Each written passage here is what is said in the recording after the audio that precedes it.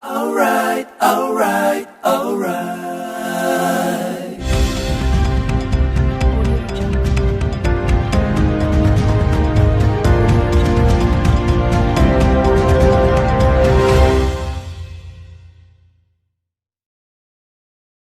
Good afternoon, everyone. Yes. Question. Kumusta? Ha? Okay lang. Okay lang. Okay lang. Okay lang. Kasama daw po kayo sa 15 na pumirma in support of Senate President Escudero. Yes, even though my signature was already insignificant, lumapit sila sa akin after the battle has been won. Meron na silang 14 na perma. So, pumunta sa akin nagtatago pa nga ako doon sa opisina ni Senator Tolentino eh. Pero nalocate nila ako doon, pumunta doon, kinausap ako.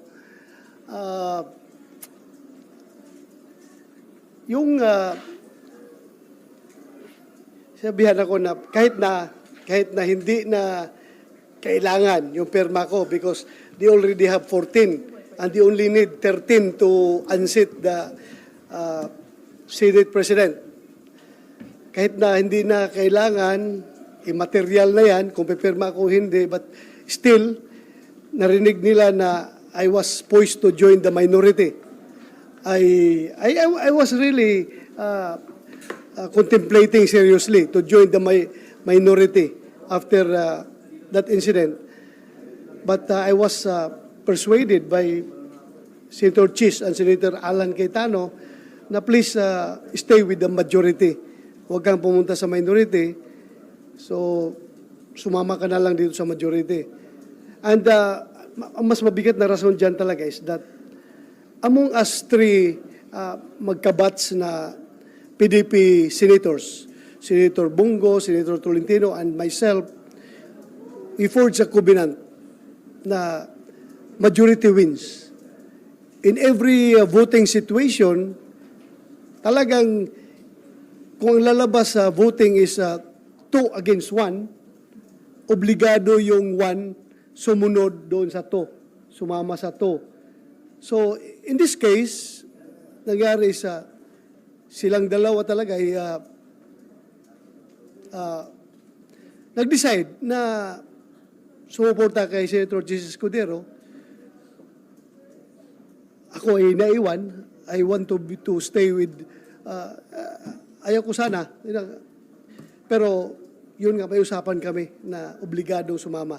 So yun, pinirmahan ko yung resolution, but that was already immaterial because they already have 14 that they have already declared victory. But at least on my part, masaya rin ako kahit because Senator Chis is a very magnanimous victor. Kahit alam niya hindi na kailangan yung boto ko, still, kinubinsi pa rin niya ako na sumama sa majority. Pero sir, bakit kayo umiyak kahapon? Well, kasi yung nakapirma ako before mag-start ang session. Di ba? Pumasok ako doon. Tapos ngayon, nung sinaluduhan ako ni Migs, talaga hindi ko napigilan, napaiyak ako dahil for me being a good soldier, ang gusto kong sabihin kay Migs doon is, sorry boss, I failed to win the war for you. Because I am one of his trusted lieutenants. Ang kanyang mission sa akin is talagang i-secure yung aking partido, yung PDP na patuloy na magsuporta sa kanya. But still, as I have said, meron kaming usapan, kaming tatlo, Senator Bungo, Senator Tolentino, na majority rules. Lalabas 3 against 1, obligado sasama yung 1 doon sa decision. So, at hindi ko, yung bang, as I've said, feeling ko, being a good soldier, I would like to convey the message to him that, my commander, I'm so sorry. We lost the war. I failed to win the war for you. Ha? Yes, kaya ako napaiyak dahil nga hindi naman sasama ng loob, parang kuwan lang. nahiya ako sa kanya dahil hindi ko napanalo yung gira para sa kanya. Senator, ba't hindi niyo po sinabi kay Sen. Vigs before mag-start yung session na sumama kayo doon sa grupo ni Sen. Well, in fact, andun kami sa opisina ni Migs before before mag-start. Nung pumasok si Senator Chis at si Senator Alan, sabi ko, exit ako kasi baka maipit ako. Baka sibat ako doon sa isang pintuan. Di ba? Dalawang pintuan doon. Isang papasok, isang palabas. Pagpasok nila, sumibat ako doon sa labas. Labas ako. Hindi na kami napag-abot. Pumunta ako kay Senator Tolentino and Senator Bongo na sana sabihin ko, baka pwede ba niyo makonsider yung kaya kanyo matanggap if I'm going to renege on our usapan. Pero sabi ko, mapahiya ako doon sa dalawang kasamahan ko. Kung pwede ba na mag-join na lang ako sa minority. Yan ang gusto kong sabihin doon sa kanila. But they persuaded me na huwag ka nang pumunta sa minority.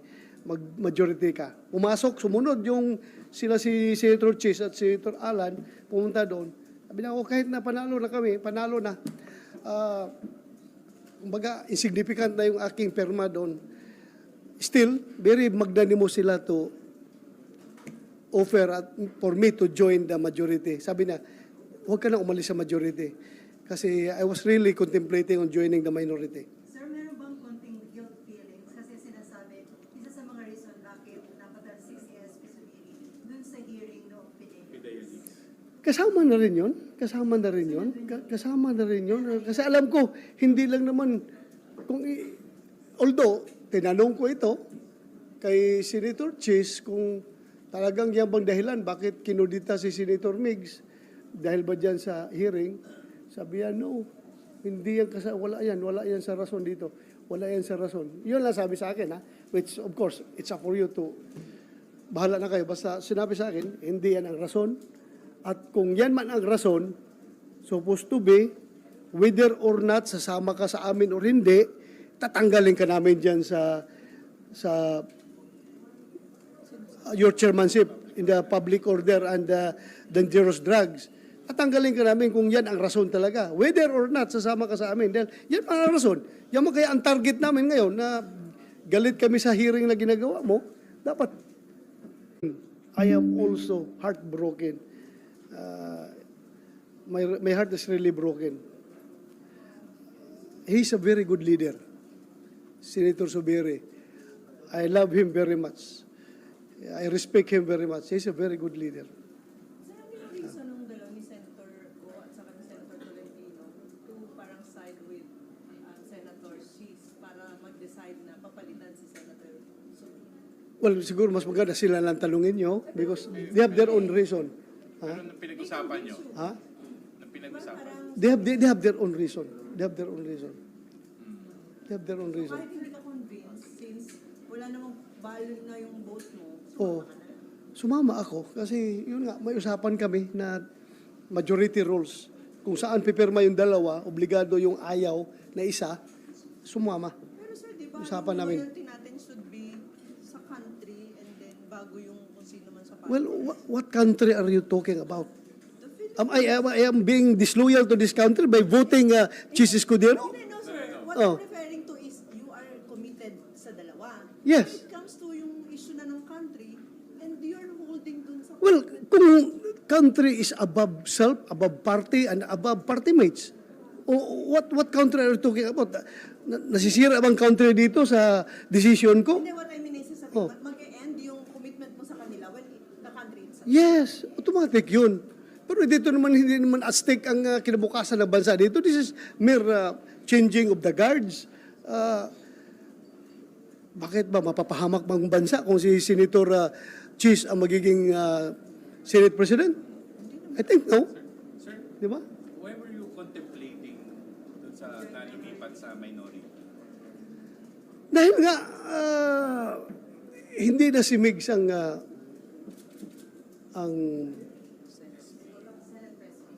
Senate President and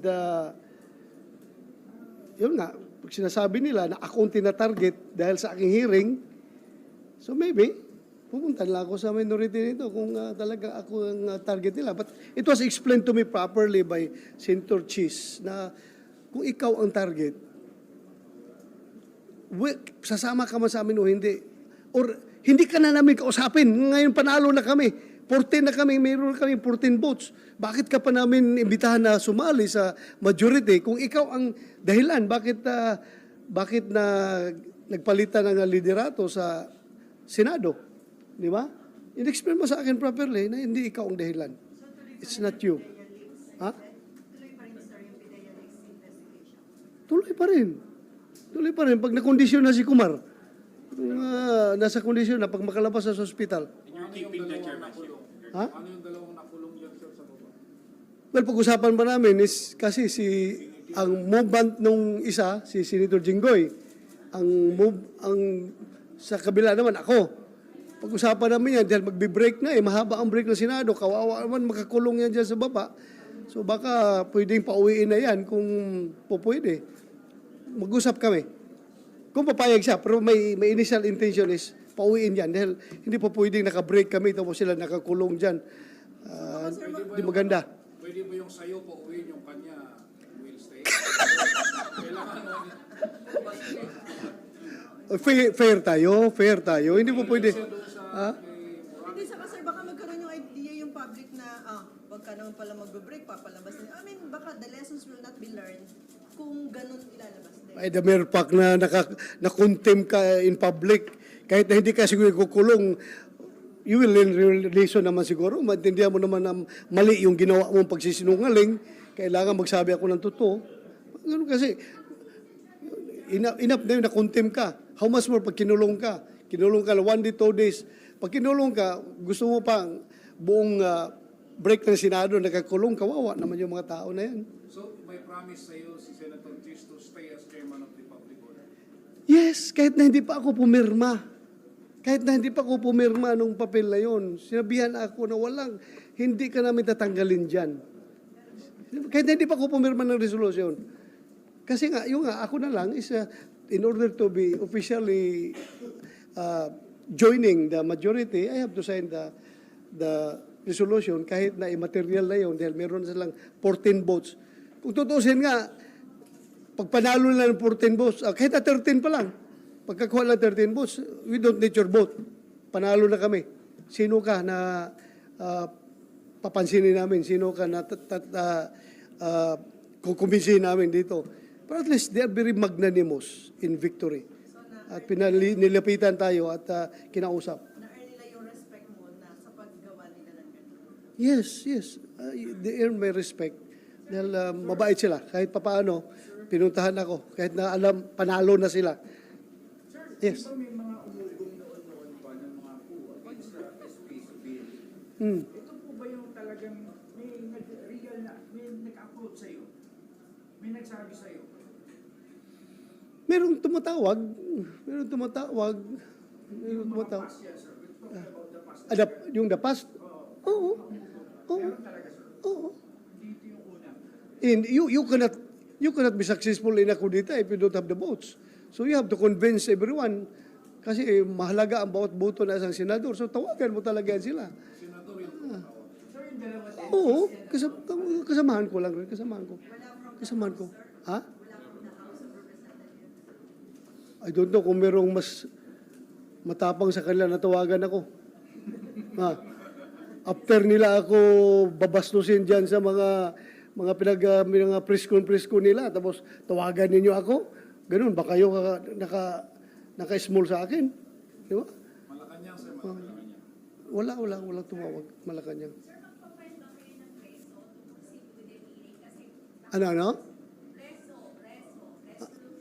Oh.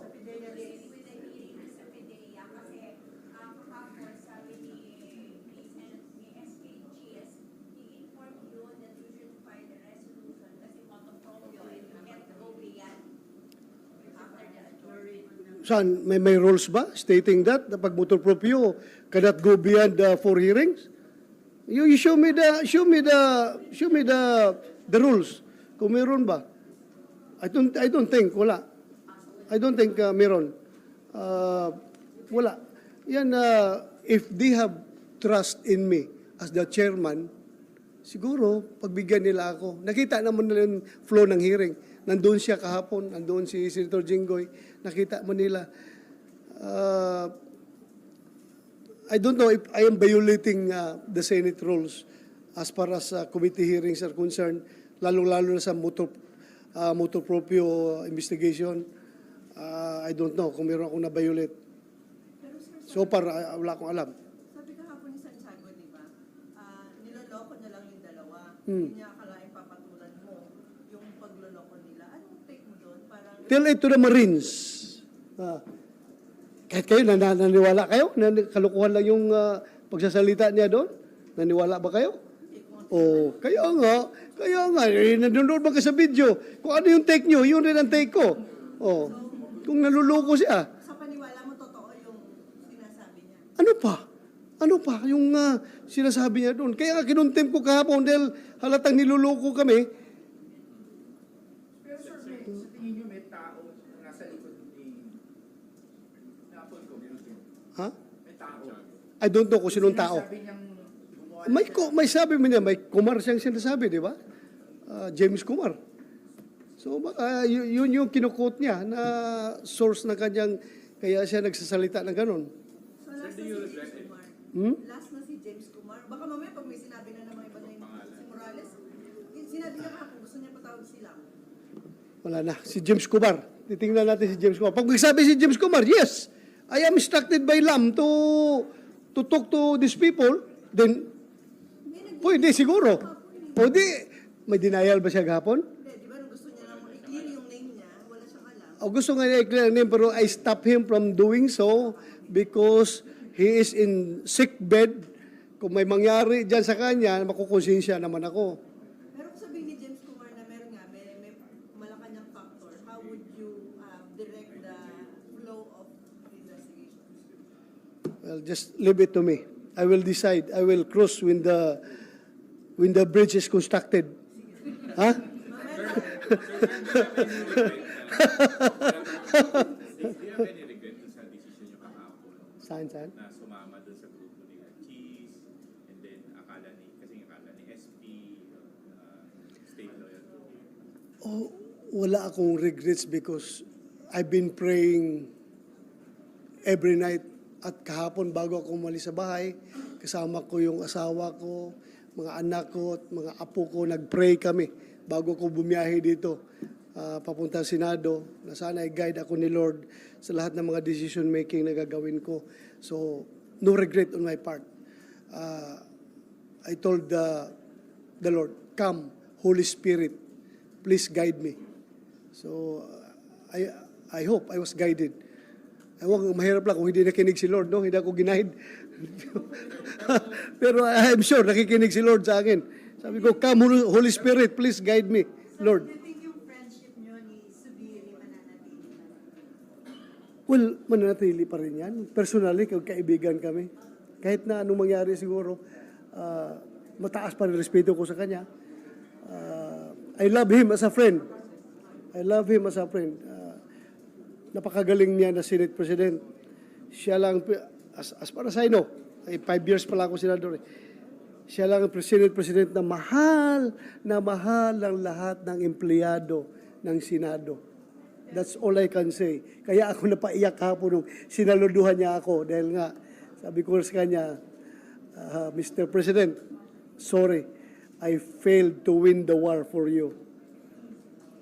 Sorry. Senator, gano'n po kahirap sa inyo? How difficult was it arriving decision na iiwanan niyo si SP? It's no longer hard for me because the battle has been won. Panalo na yung kabila. Wala na. Kung ako ang naging number 13, wala na. Ayaw. Siguro, may guilt on my part. Pero, wala na. Yung material yun, number 15 na ako eh. Number 15. Significant yung signature. Hindi nyo pa rin pinili na manatili. Para sila Ha? hindi nyo pinili manatili na loyal kay Subiri. Na may pagkanda battle already. Well, as I have said, tinimbang ko ng husto yung aking desisyon. Nagdasal ako kay Lord, na guide ako. At yun ang naging decision ko na I would not let my party mates down dahil may usapan kami from the very beginning na in every voting situation, dapat majority rules kung yun nga, 2 against 1, yung 1 should go with the 2. So yun ang aming usapan. Sir, kung ikaw yung pang 13, para mas mahirap yung decision sa tingin mo, yung, di ba, parang 13 is the simple majority of 24. Kung ikaw lang yung pipirma para matutuloy yung, kung pang 13, di ba, 13 yung kailangan. Oh, hindi ako maharap kay Migs. Hindi, wala akong mukha sa kanya. I was fighting tooth and nail na hindi siya ma-remove. I've been convincing my party mates, but still, I respect their decision. May decision silang sarili. Yes. Sa House of Representatives, there was a call from the Palace Representative who would apologize. A big apology daw po from you to the President about for What? leading the PTA. What sin have I done in order for me to seek an apology? Please tell me, anong kasalanan ko para ako maghingi ng apology? Kasalanan ko ba kung nailagay yung pangalan niya doon sa report na yon? Was that my fault? I don't think so. Mas malaki ang kasalanan ko siguro sa Pangulo kung being chairman of Public Order and Dangerous Drugs. Wala akong ginagawa dyan sa mga informasyon na yan na hanggang lumaki, hindi ko inaksyonan. Mas lalo siguro kung may kasalanan sa taong bayan, kung hinayaan ko yan, na yung mga security classified documents ay palagi na lang nangyayari, merong ganon, kung hindi natin imbestigahan. So, I don't see any offense. Bahala na, kung sila, tingin nila, may kasalanan ako, then sorry, kung may kasalanan ako. Pero for me, to seek for an apology, to ask for an apology, to give my apologies, wala man siguro akong naggawang kasalanan. Oh. Former SP Subin, biktima din daw po siya ng bangayan ng Marcos and Duterte. Kaya po siya natakot. Biktima daw po siya ng rift of the Marcos and Duterte. Kaya po siya natakot. What's your comment on that? Do you think that's possible? Maybe. To be practical about it.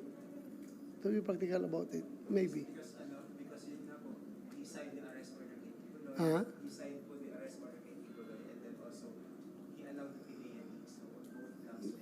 Maybe, but I don't have personal knowledge. Ako hanggang deduction, induction, conclusion, yun lang yung sa akin. Personal ko lang. Wala akong personal knowledge talaga. Feelings ko lang. Personal feelings. No personal knowledge. Personal feelings. Babalik ako doon sa bakit kailangan magpalit ng Senate leadership nung kinausap ka, nung mga nagko-convince na dapat magkaroon ng Wala namang sinabing rason. Basta, sama ka sa amin. Sabi ko, sorry, hindi. Yun lang. Tawag, pare, sama ka sa amin. Sabi ko, pasensya ka na pare. Dito lang muna ako. Yun lang mga. Wala pong reason. Wala. Ha? Wala talagang reason na dahil sa style ng leadership, dahil Hindi man kami ganun mag-usapan dito. Ganun. Magtatanong-tanong ka pa. Alam mo naman, you yourself being a senator, kung ano yung reason nila nakikita mo rin naman siguro. Ang reason na yan. So, no need to ask for any reason, any justification. May dinner daw mamaya sa Palace. Are you one of the invited? Pupunta ka na. Invited mo daw lahat ng senador. Pupunta ka sa kayo, pupunta kayo. Hindi ko lang alam. Hindi ko na-date yung asawa ko kahapon. Anniversary namin kahapon. Dahil sa hearing, hindi ko na-date. So, baka i-dinner ko yung misis ko ngayong gabi. Oo. Priority ko na yung misis ko kaysa Malacanang. Sama mo na doon sa dinner. Sama mo na doon sa dinner. Ha? punta ka sa Malacanang libre. Sama mo Baka sabihin ng taga Malacanang, ginawa mo pang date. Ginawa pang date ito Malacanang, ha? Romantic natin. Okay na. Salamat, ha? Salamat. I love you like a love song, baby. I'm with Selena Gomez. Oh my God! If anyone's gonna get the Selena Gomez cut, Alright, alright, alright.